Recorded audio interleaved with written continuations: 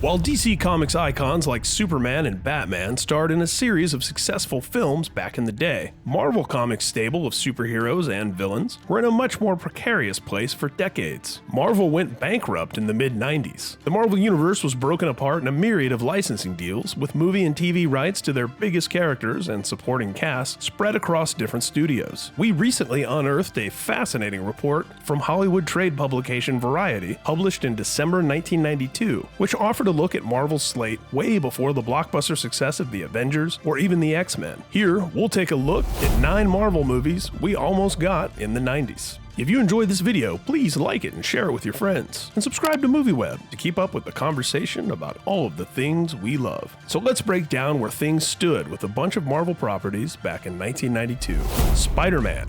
Variety reported that James Cameron hoped to write, direct, and produce a Spider-Man movie with Terminator 2 studio Carolco, who'd acquired the rights from Marvel 2 years before for just $5 million. Easy money. With a rumored production budget of $60 million, Cameron's Spidey could have been the most expensive movie ever made at the time. I need your clothes, your boots, and your motorcycle. A distinction that would of course eventually go to another Cameron film, Titanic. James Cameron's Spider-Man was rumored to star Leonardo DiCaprio, The best I've seen, ma'am. with Robin Lively as Mary Jane Watson, R. Lee Ermey as J. Jonah Jameson, Well, thank you very much. Michael Biehn as Sandman, Lance Henriksen as Electro, and Arnold Schwarzenegger as Dr. Octopus. Doctor Strange. Savoy Pictures was a brand new independent studio which launched in 1993 with A Bronx Tale. I can't do coffee cake. That's hard.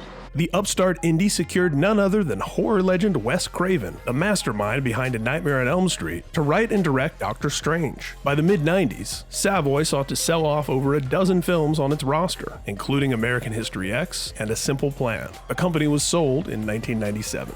Black Panther. Many years before Disney and Marvel's billion-dollar trip to Wakanda, action star Wesley Snipes worked to get a film version of the Black Panther off the ground, with none other than Stan Lee's blessing. There were different writers and directors considered during the process, including Mario Van Peebles and John Singleton. As Snipes revealed to The Hollywood Reporter in a fantastic 2018 article, the stars just didn't align back then, especially considering the state of special effects. Snipes, of course, ended up playing another iconic black superhero for Marvel in 1998's Blade. The vampire-hunting vampire badass who debuted in Tomb of Dracula in the early 70s had a long journey to the big screen, with David Fincher involved at one point. In Variety's 1992 Marvel movie roundup, the trade publication reported that rapper LL Cool J was, quote, developing Blade, the story of a black vampire hunter. Elektra Assassin. Debuting in August 1986, Elektra Assassin was one of the best limited series in the history of comics, written by the Dark Knight Returns scribe Frank Miller and drawn by Bill Sienkiewicz, the visionary known for Moon Knight and New Mutants. Now imagine another visionary in the mix, Oliver Stone. In early 1992, the director was in early discussions to adapt the limited series, confirmed by Variety and later in the press notes for Natural Born Killers. Stone's film would have pitted Elektra against the Hand, as the rights to Nick Fury and S.H.I.E.L.D. were elsewhere.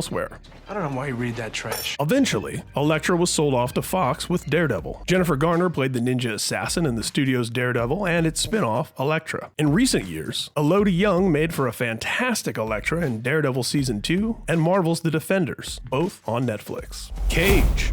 Speaking of Marvel's The Defenders on Netflix, long before the Luke Cage TV series, the Crow producer Edward R. Pressman was developing a live-action film titled simply Cage. He commissioned a script from screenwriter L.M. Kit Carson, who'd co-written Paris, Texas with Sam Shepard and the Texas Chainsaw Massacre 2.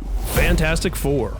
The 1992 Variety article also mentioned the Fantastic Four, the rights to which had been sold off in 1986, resulting in the much-maligned Roger Corman-produced 1994 film, an unreleased disaster many believe was made simply to hold on to the rights. Of course, we didn't get a big-budget movie until Fox's 2005 film, which was followed by a middling sequel, then a poorly received reboot in 2015. Ghost Rider.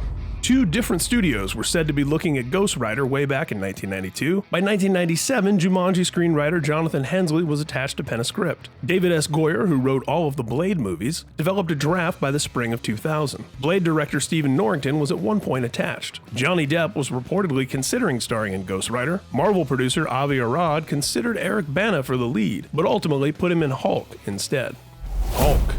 Speaking of the Hulk, Arad was developing that with producer Gale Ann Hurd as far back as 1990, when the last TV movie starring Bill Bixby was finished. Hulk was set up at Universal in 1992, with Hurd's husband Jonathan Hensley involved. A number of writers and directors were involved in getting the Green Goliath to the screen, including Hensley, Joe Johnston, Zach Penn, and J.J. Abrams. By 1998, the studio had spent $20 million on script development, computer animation, and versions including villains like the Leader and Absorbing Man. Like Ghost Rider, a Hulk film wouldn't actually get made until the new millennium. We hope you enjoyed this look at 9 Marvel Comics movies we almost got in the 90s. If you enjoyed this video, please like it and share it with your friends. And don't forget to subscribe to MovieWeb to keep up with the conversation about all of the things we love.